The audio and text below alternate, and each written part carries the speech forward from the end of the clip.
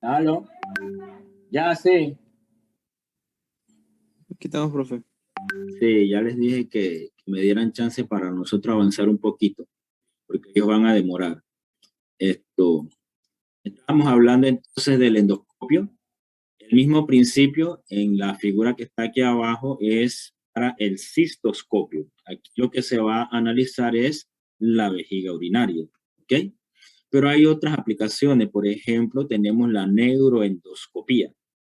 En la neuroendoscopía el endoscopio puede insertarse, ¿verdad? Y drenar líquido a nivel del cerebro.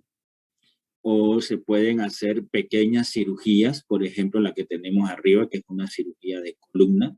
Se puede remover tejido cicatrizal, que es un tejido posquirúrgico que llamamos fibrosis. Y con eso se pueden entonces aliviar otras situaciones en la clínica. Esta energía no solamente va a ser refractada, también va a ser absorbida y también se puede usar en medicina cuando la luz o la energía del espectro se absorbe. Y con eso se construye o se generan lo que llamamos termogramas, que va a ser la respuesta a la luz infrarroja en este caso. ¿Por qué? Porque vamos a ver que los lugares que tienen disminución de flujo sanguíneo, los lugares que tienen inflamación, entonces estos lugares van a presentar una cantidad de temperatura diferente, una diferente absorción de luz infrarroja y por eso ustedes lo ven en esta imagen diferente. Entonces aquí el pie izquierdo es el pie inflamado o el pie que tiene pobreza en flujo. Y eso se puede prestar para enfermedades del sistema circulatorio, artritis, etcétera, etcétera. Esta propiedad de absorción bien sirve de base a una técnica que ustedes van a utilizar mucho en la práctica, que la conocemos como fluorescencia. El fluoroscopio es una técnica, es un aparato que les permite desarrollar una técnica de diagnóstico radiológico. Generalmente se hace durante la cirugía y se basa en que la energía es absorbida, ¿verdad? Y a la vez después es emitida con una longitud de onda mayor. Con eso y la aplicación también de un medio de contraste, se pueden entonces generar este tipo de imágenes como las que tenemos aquí abajo. El medio de contraste generalmente es un compuesto yodado o el sulfato de bario, ¿sí? Y se generan imágenes muy buenas. Y lo bonito es que es en tiempo real, o sea, durante la práctica de la cirugía o del proceso que ustedes están realizando. El aparato es costoso, así que eso lo tiene el hospital y ustedes pagan por el uso de lo que llamamos el arco C, que es este dispositivo que tiene forma de C aquí, ¿verdad? La cámara entonces se mueve y se proyecta aquí en este monitor. Y como se pueden hacer imágenes seriadas, entonces hablamos de una cineradiografía. O sea, ustedes pueden tomar imágenes sucesivas a través del tiempo, como si fuera una película, ¿ok? En ciencias básicas, la fluorescencia se utiliza con anticuerpos fluorescentes. Y eso lo usamos mucho con los microscopios de fluorescencia y con los microscopios que tienen rayo láser. Se excitan entonces las sustancias, ellas emiten, absorben y emiten luz y esa luz va a tener diferentes colores de acuerdo a la sustancia que estemos utilizando. El anticuerpo va cargado entonces con ese colorante. Lo bonito es que el anticuerpo tiene una reacción muy específica con cierta sustancia de la célula. Una sustancia que, por ejemplo, esté en la membrana, así que usted tiñe la membrana. O una sustancia que esté en el citoplasma y usted tiñe el citoplasma. Entonces, con eso ustedes pueden hacer disección de las diferentes partes de la célula. Ven el citoplasma, ven el núcleo, ven la membrana, etcétera. Y después pueden, con la computadora, superponer las diferentes imágenes y tienen una idea bastante clara de las estructuras a nivel celular. Aquí a la derecha hay una figura bastante buena, ¿verdad? Donde ustedes ven aquí el núcleo y ven los neurofilamentos teñidos aquí en verde, ¿verdad? Entonces, esa propiedad de fluorescencia es aprovechada al máximo, desde el nivel celular hasta el nivel clínico durante las cirugías. La formación de la imagen tenemos que analizarla. Para eso entonces tenemos que seguir con nuestro repaso de óptica. Esta es una vista general del ojo, un corte sagital. Acá tenemos la capa más externa, que es la esclerótica, es lo que usted ve, lo blanco del ojo. La capa más interna es la retina. La retina es la que tiene a los receptores. Entre ellas dos tenemos una capa intermedia, que es la coroides, donde están los vasos sanguíneos. Al frente tenemos acá la córnea, que es parte de la esclerótica, pero es transparente. Después tiene una cámara que contiene el líquido, que es el humor acuoso. Luego viene la lente cristalino y después el humor vítreo. Más adelante vamos a dar las otras estructuras que están asociadas al cristalino para poder entender cómo nosotros podemos hacer el enfoque. Entonces nosotros, si tenemos un objeto que genera una imagen que está detrás de la retina, nosotros no vemos bien. Y si esa convergencia de los rayos queda delante de la retina, tampoco vemos bien. Tiene que quedar exactamente aquí. Si nosotros normalmente no lo hacemos, entonces tenemos que usar lentes correctoras, que es una que está aquí adelante. Entonces, para eso tenemos también que ver los tipos de lentes. Las lentes las dividimos en convergentes y divergentes, unas positivas, otras negativas. El caso del cristalino, si regresamos, fíjense la forma que tiene, se asemeja mucho más a la primera que tenemos aquí, que es una lente biconvexa, o sea que el cristalino es convergente positiva. Y otras como la plana convexa, la menisco convergente. Entre las divergentes tenemos la bicóncava, plano cóncava, menisco divergente. ¿Qué propiedades tienen ellas? Las lentes positivas, ellas hacen que los rayos converjan, los desvían hacia el eje central, que es esta línea roja que vemos aquí. Y ese punto le llamamos el foco. La distancia que hay desde ese punto a la parte media de la lente es lo que llamamos la distancia focal. Por otro lado, las lentes negativas, ellas separan los rayos uno del otro, los alejan uno del otro. Entonces, cuando el rayo incide aquí, la lente, el rayo que pasa a la lente se desvía. El foco generalmente se traza por delante de la lente. Acá lo vimos que estaba por detrás. Aquí está por delante.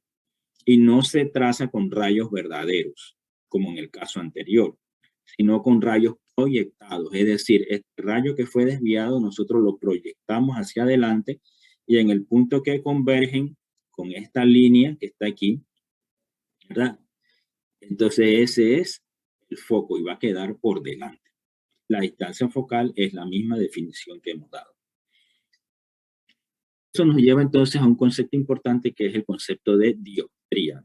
¿Alguno de ustedes ha escuchado este concepto? ¿No? Ok. La dioptría en matemática física lo definimos como el inverso de la distancia focal. Si lo queremos decir en otras palabras, ella nos está diciendo, ese valor nos está diciendo la potencia de la lente, ¿sí? Y va a depender del diámetro antero-posterior, o sea, la distancia de aquí hasta acá. Y eso a su vez va a estar determinado por el grado de curvatura de la lente. Si yo tengo una lente más plana, como es el primer caso, la distancia antero-posterior es menor y menor va a ser el poder de convergencia, es decir, va a tener menos potencia. ¿Sí? En este caso, ¿verdad? Por ejemplo, tiene una dioptría. Significa que el foco va a estar acá atrás a 1 metro. 1 sobre 1 es 1, una dioptría. ¿Okay? El último caso que vemos, todo lo contrario, fíjense que la curvatura aumentó, la distancia focal ahora es menor y es una lente que tiene mayor poder de convergencia, una lente que tiene más potencia. Entonces, las lentes, ustedes pueden ver, por ejemplo, en la farmacia que venden lentes para leer y dice más 1.00, más 1.25, más 1.75. Esas son las dioptrías. Y si le dice más, es porque son lentes positivas. También hay lentes negativas, ¿sí? Pero generalmente las que necesitamos para leer son lentes positivas, ¿ok? Esto que está aquí es lo que llamamos el modelo de ojo reducido, ¿sí? Fíjense que aquí se eliminaron todas las estructuras y prácticamente nada más se dejó aquí el cristalino y acá atrás la parte de la retina donde se forma la imagen. Yo puedo eliminar todo y nada más quedarme con la lente como se hizo acá abajo, ¿ok? Entonces el concepto de foco se mantiene. Acá donde se forma la imagen, también algunos le llaman el foco imagen, la distancia focal se mantiene. Entonces, nos sirve a nosotros para generar dos triángulos, que lo vamos a ver más adelante, y aplicar entonces lo que ustedes hicieron allá en trigonometría, la ley de triángulos semejantes, para entonces calcular el tamaño de la imagen. Eso lo vamos a ver pronto. Aquí es lo mismo que vimos anteriormente, el foco real, el foco virtual ahora. Decíamos que si se proyecta adelante es un foco virtual, si se proyecta atrás es un foco real.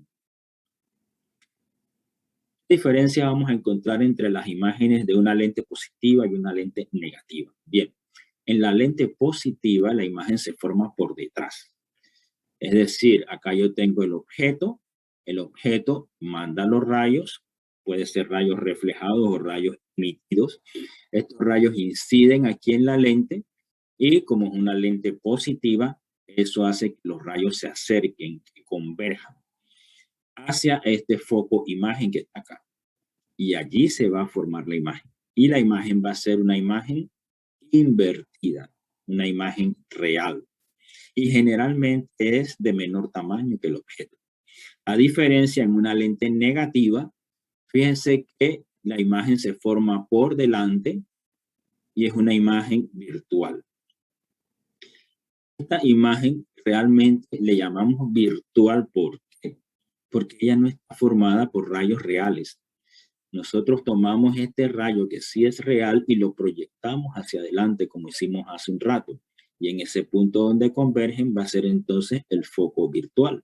Y ahí vamos a tener el foco imagen, pero de una imagen virtual.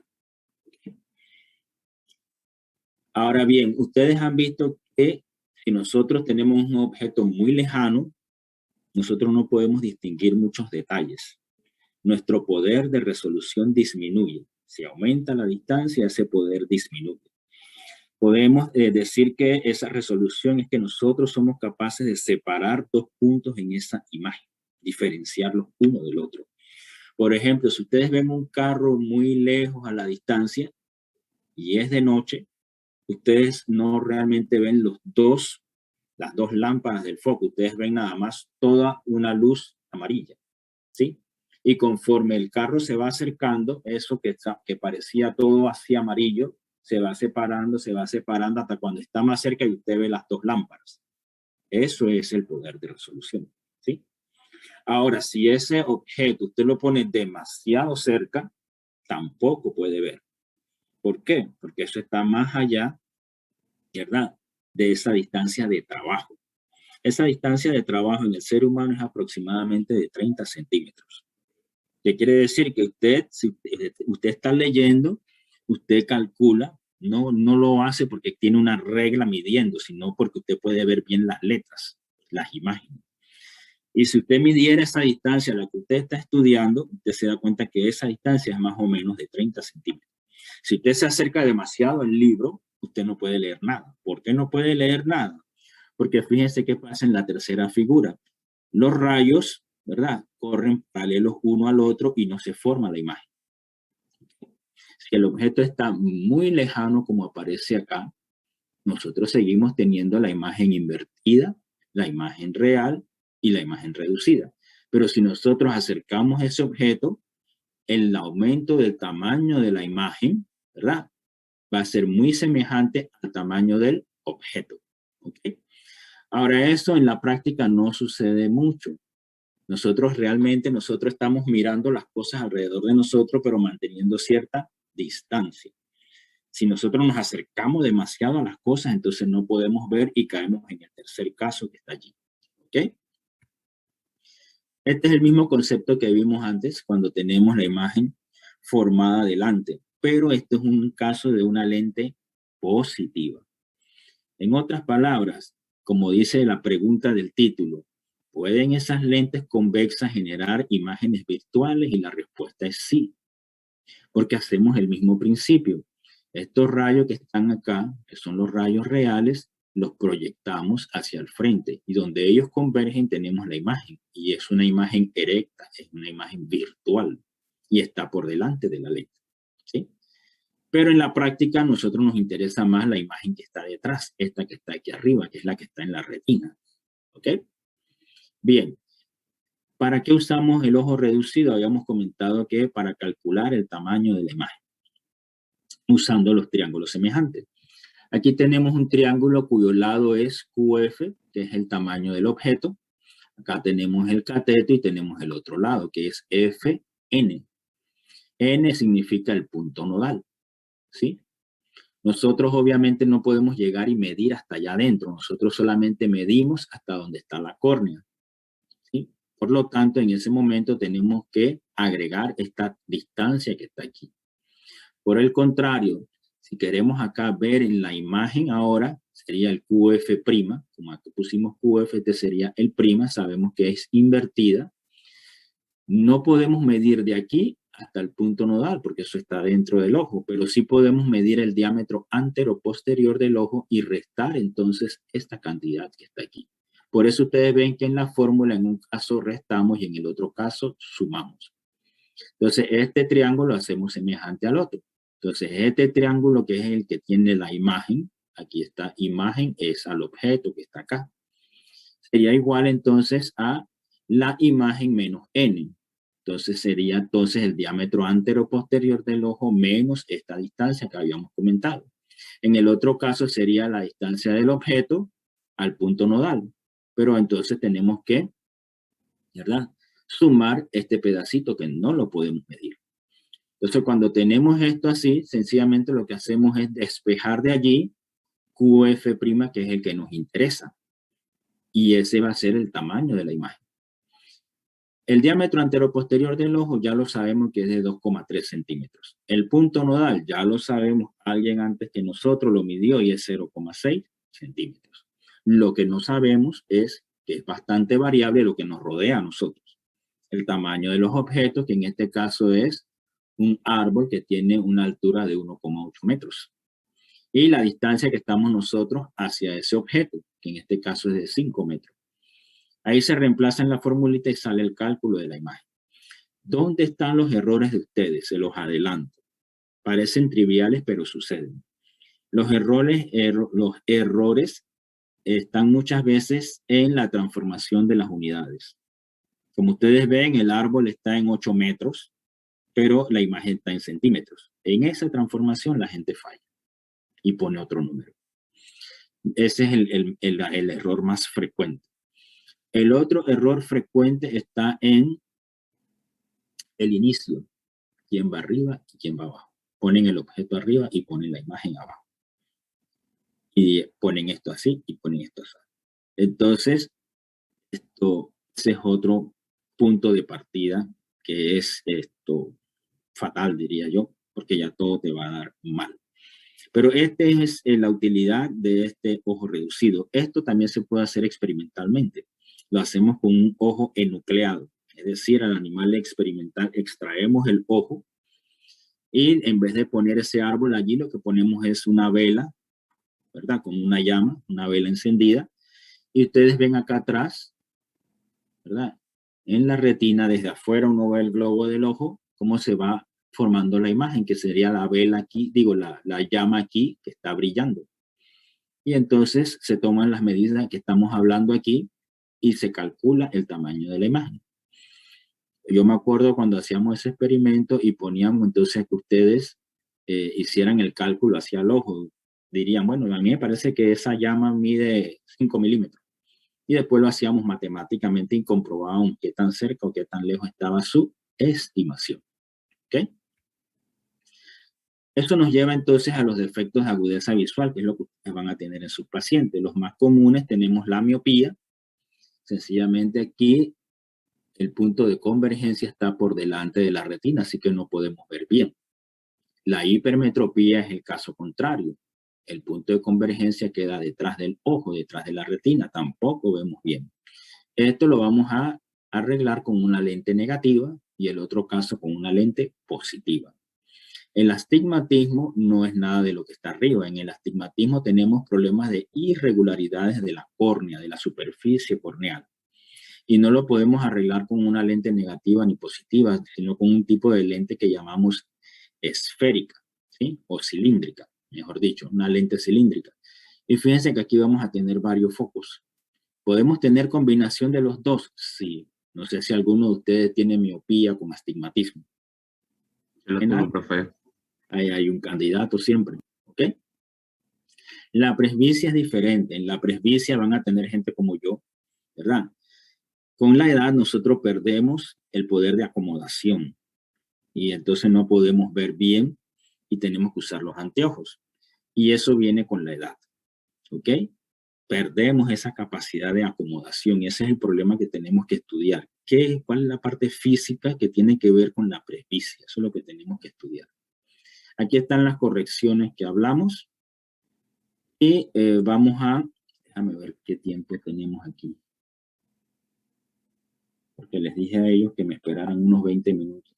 Ok, ya nos falta poco. Aquí lo que voy a adelantar nada más es para que le presten atención a las otras estructuras que están con el cristalino. Aquí tenemos unos ligamentos que también se le llama zónula y estos ligamentos están adheridos al cristalino de un lado y del otro lado están unidos a un músculo que le llamamos el músculo ciliar. ¿Sí? Eso es importante porque el grado de tensión mecánica que se va a ejercer sobre el cristalino lo va a deformar. Es decir, lo puede hacer más plano o lo puede hacer menos plano. Si yo cambio la curvatura de la lente, me va a cambiar las dioptrías, como vimos antes. Y entonces nosotros tenemos ese mecanismo. Usted está viendo de cerca. Ya. Dile que sí. Ya me dijeron que van a andar con la cosa. Bueno, entonces vamos a quedar aquí y entonces en la otra clase lo vamos a ver con esta visión que está aquí. ¿Dónde está? Esta que está acá. Para que lo veamos entonces de frente. Ahora mismo lo acabamos de ver aquí en Sagitario. Sí, ya terminé. Dile que ya. ¿Sí? Entonces, en esta vista sagital, nosotros no vemos bien el asunto. Si lo vemos de frente, entonces sí. Aquí estaría el cristalino y alrededor están los ligamentos suspensorios que sostienen a este y pegados a ellos están las fibras musculares. ¿Sí? Esta figura la vemos bien.